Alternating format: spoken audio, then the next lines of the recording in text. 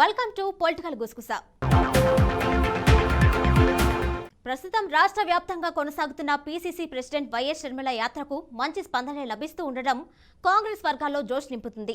గతంలో కాంగ్రెస్లో యాక్టివ్గా పనిచేసిన వారిని కలుపుకొని వెళ్తున్న షర్మిల జిల్లాలో స్తబ్దతగా ఉన్న కాంగ్రెస్ శ్రేణుల్ని తట్టి లేపడంలో సక్సెస్ అవుతున్నట్లే కనిపిస్తున్నారు. ఇంతకాలం ఇళ్లకే పరిమితమైన జిల్లా నుంచి గల్లీ స్థాయి నేతలు షర్మిల యాత్రలో ఉత్సాహంగా పాల్గొంటూ ఉండటం విశేషం. జగన్ సర్కార్ని టార్గెట్ చేస్తూ ముందుకు సాగుతున్న షర్మిల ఈ యాత్ర తర్వాత ఏం చేయబోతున్నారు? మున్ముందు ఆమె యాక్షన్ ప్లాన్ ఏంటి?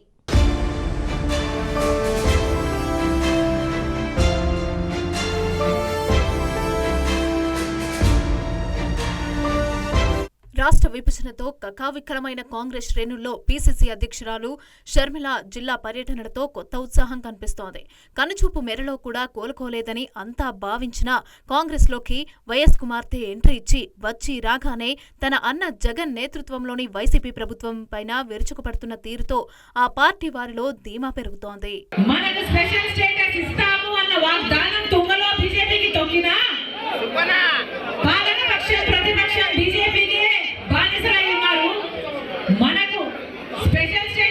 కదా, పోలవరం ఇవ్వకపోయినా అదే బీజేపీకి వైసీపీ టీడీపీ బానిసలుగా మారారు. మనకు ఒక రాజధాని లేకపోయినా, మనకు రాజధాని కట్టకపోయినా అదే బీజేపీ పార్టీకి పాలకపక్షం ప్రతిపక్షం బానిసలయ్యారు. ఎలా ఉంది ఆంధ్రప్రదేశ్ పరిస్థితి? ఈరోజు యువత ఉన్నారు ఇక్కడ, ఇంతమంది యువకులు ఉన్నారు. ఎలా కనిపిస్తుంది మీ భవిష్యత్తు? మీకు ఏదైనా అభివృద్ధి కనిపిస్తుందా? ఏదైనా డెవలప్మెంట్ కనిపిస్తుందా?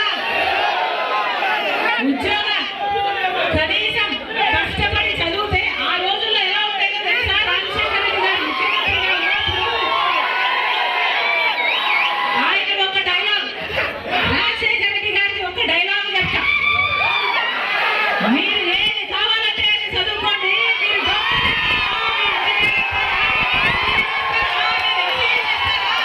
మీరు ఏది కావాలంటే అది చదువుకోండి, అది ప్రభుత్వమే ఉచితంగా చదివిస్తుంది అన్నాడు రాజశేఖర రెడ్డి గారు. ఇచ్చాపురం నుంచి మొదలైన షర్మిల పర్యటన ఇప్పటికే వివిధ జిల్లాల్లో పూర్తయింది. మొన్నటి వరకు ఉన్నామా లేమా అన్నట్లు ఉన్న నాయకురాలు షర్మిల పర్యటనలతో యాక్టివ్ అవుతున్నారు. ఇక జిల్లా పార్టీ బాధ్యతలను కూడా భుజానికెత్తుకొని నాయకులు కార్యకర్తల తరలింపులో తన వంతు పాత్ర పోషిస్తున్నారు. టూర్లో షర్మిల ప్రదర్శిస్తున్న దూకుడు, ప్రసంగిస్తున్న తీరుతో కాంగ్రెస్ వాదులు తమకు మంచి రోజులొచ్చాయని ఆనందం వ్యక్తం చేస్తున్నారు.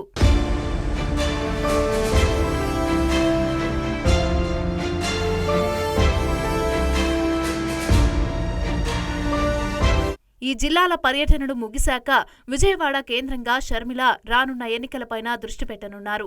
పార్టీ అభ్యర్థుల ఎంపిక కసరత్తుకి ఆమె విజయవాడ నగరంలో మకాం వేయనున్నారు. ఇక విజయవాడలో ఆమె బస చేసేందుకు కాంగ్రెస్ పార్టీ నేతలు ఇండిపెండెంట్ హౌస్ ని రెడీ చేస్తున్నారు.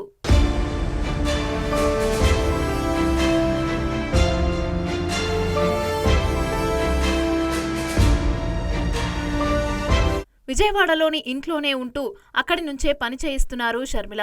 ఏపీ అసెంబ్లీ ఎన్నికలు సమీపిస్తున్న నేపథ్యంలో ఆమె నిత్యం పార్టీ నేతలతో పలు సమావేశాలు నిర్వహించాల్సి ఉంది. ఇక పార్టీలోకి చేరికలు, అభ్యర్థుల ఎంపికకు పెద్ద కసరత్తే చేయాల్సి ఉంటుంది.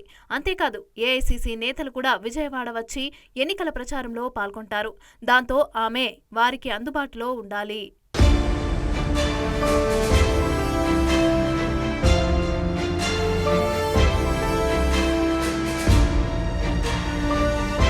అందుకే షర్మిల దీంతో అతి త్వరలోనే విజయవాడకు మకాం మార్చనున్నారు.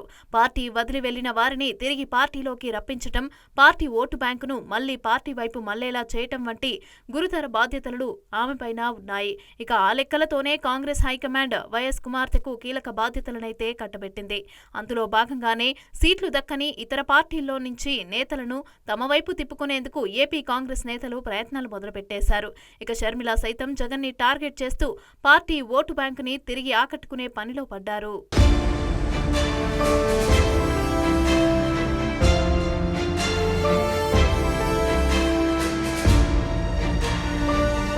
ఆ క్రమంలోనే ఒకవైపు అభ్యర్థులకు సంబంధించిన అంశాలు ఫైనల్ చేసుకుంటూనే షర్మిల మరోసారి నియోజకవర్గాల్లో పర్యటనకు యాక్షన్ ప్లాన్ రెడీ చేసుకుంటున్నారు. 175 నియోజకవర్గాలను క్లస్టర్లుగా విభజించి ఆ క్లస్టర్లలో ఆమె పర్యటనలకు షెడ్యూల్ ప్రిపేర్ చేస్తున్నారు కాంగ్రెస్ నేతలు.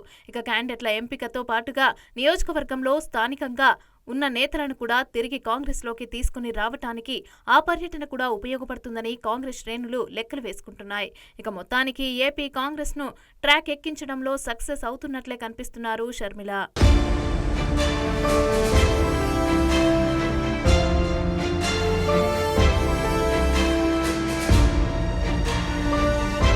ఎన్నికలంటే ప్రధాన పార్టీలు టికెట్ల కోసం ఆశావాహులు క్యూకడుతూ ఉంటారు. అదే ప్రధాన నగరాలంటే పోటీ ఏ రేంజ్లో ఉంటుందో వేరే చెప్పనవసరం లేదు. అయితే రాజమండ్రిలో మాత్రం సీన్ రివర్స్లో కనిపిస్తుంది. ఒకప్పుడు రాజమండ్రి ఎంపీ టికెట్ కోసం అన్ని పార్టీల్లో విపరీతమైన పోటీ కనిపించేది. అయితే ఇప్పుడు అభ్యర్థి కావాలను అంటూ ప్రధాన పార్టీలు వెతుక్కోవాల్సి వస్తుంది. బలమైన అభ్యర్థుల్ని గుర్తించి వారిని బతిమలాడుకునే పనిలో పడ్డాయి అన్ని పార్టీలు. అసలు అక్కడ అలాంటి పరిస్థితి ఎందుకు వచ్చింది? రాజమండ్రి పార్లమెంటరీ నియోజకవర్గంలో ఏం జరుగుతుంది?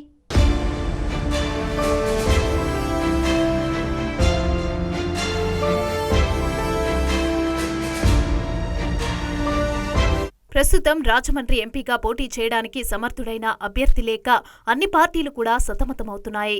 గత ఎన్నికల్లో ఇక్కడ ఎంపీగా గెలిచిన మార్గాని భరత్రామ్ ప్రస్తుతం రాజమండ్రి సిటీ సెగ్మెంట్ ఇన్ఛార్జిగా షిఫ్ట్ అయ్యారు. దాంతో అక్కడ వైసీపీ అభ్యర్థి కోసం వెతుక్కోవాల్సి వస్తోంది.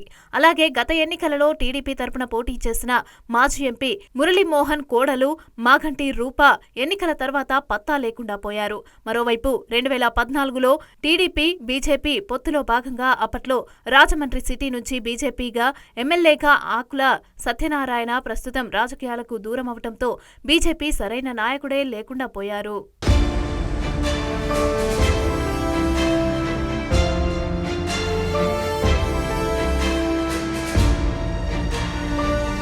రెండు 2019 ఎన్నికల్లో ఇక్కడ వైసీపీ అభ్యర్థిగా మార్గాని భరత్ ఎంపీగా గెలిచి పార్లమెంటుకు వెళ్లారు. ఆయనకు ముందు నటుడు మురళీమోహన్ టీడీపీ నుంచి ఎంపీగా గెలిచారు. అయితే ప్రస్తుతం మురళీమోహన్ రాజమండ్రికి దూరమయ్యారు. వారిద్దరి కంటే ముందు కాంగ్రెస్ పార్టీ సీనియర్ నేత ఉండవల్లి అరుణ్ కుమార్ రాజమండ్రి ఎంపీగా 2 సార్లు పనిచేశారు.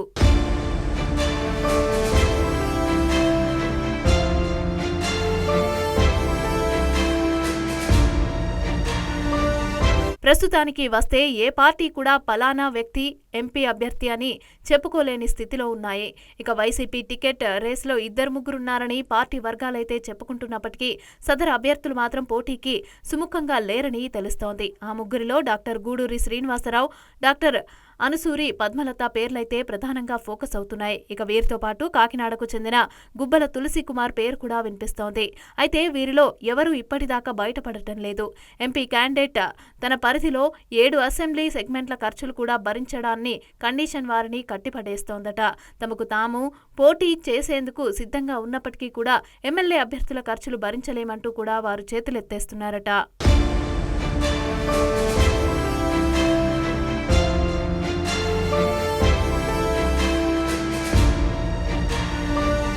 గత ఎన్నికల్లో టీడీపీ నుంచి పోటీ చేసిన మాగంటి రూప, జనసేన బీజేపీ పొత్తులో భాగంగా పోటీ చేసిన ఆకుల సత్యనారాయణ ప్రస్తుతానికి రాజకీయాలకు దూరంగా ఉన్నారు. ఇప్పుడు టీడీపీ జనసేనల మధ్య పొత్తు కుదిరినా రాజమండ్రి ఎంపీ క్యాండిడేట్ పైన మాత్రం క్లారిటీ రావటం లేదు. ఇక రాజమండ్రి రూరల్ ఎమ్మెల్యే గోరంట్ల బుచ్చయ్య చౌదరి ఎంపీగా నిలబడతారు అనే ప్రచారం జరిగినా ఆయన మాత్రం తాను ఈసారి రాజమండ్రి రూరల్ నుంచి మాత్రమే పోటీ చేస్తానని కరాఖండిగా చెప్పేస్తున్నారు.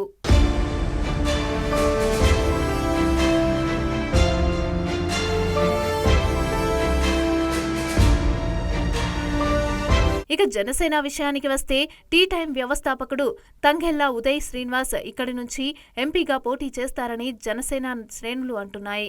అయితే ఆయన చూపంతా కూడా కాకినాడ సిటీ, పిఠాపురం అసెంబ్లీ సెగ్మెంట్ల వైపే ఉందట. ఇక మొత్తానికి ఎన్నికల దగ్గర పడుతున్నా ఏ పార్టీకి ఎంపీ క్యాండిడేట్ కనబడకపోవటం అందర్నీ ఆశ్చర్యానికి గురిచేస్తోంది. మరి రాజమండ్రి లాంటి సిటీలో క్యాండిడేట్ల కరువంటే వండరే కదా.